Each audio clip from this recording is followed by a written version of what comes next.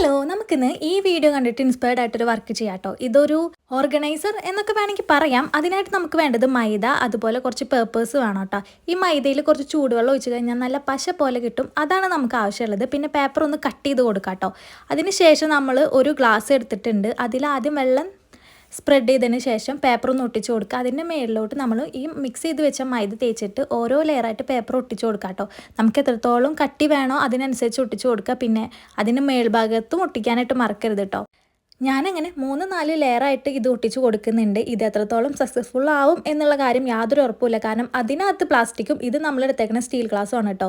അതുകൊണ്ട് എത്രത്തോളം കറക്റ്റ് ആവുമെന്ന് അറിയില്ല. എന്തായാലും ഒരു 4-5 ദിവസം മാക്സിമം വെയിലത്ത് വെക്കണം. അതിന് ശേഷമാണ് നമ്മളിത് പെയിൻറ്റിങ്ങും കാര്യങ്ങളൊക്കെ ചെയ്യാൻ പറ്റുള്ളൂ. പിന്നെ ഇത് ഇതിനകത്തൊന്ന് അടർന്ന് വരുമെന്ന് പോലും എനിക്കറിയില്ല. അപ്പോൾ പിന്നെ ഇനി ഇത് ഉണങ്ങിയതിന് ശേഷമുള്ള വീഡിയോ അടുത്തതായിട്ട് അപ്ലോഡ് ചെയ്യാം. നമ്മുടെ ചാനലും കൂടി ഒന്ന് സബ്സ്ക്രൈബ് ചെയ്യുക. അപ്പോൾ അത്രയേ ഉള്ളൂ. ടാറ്റാ.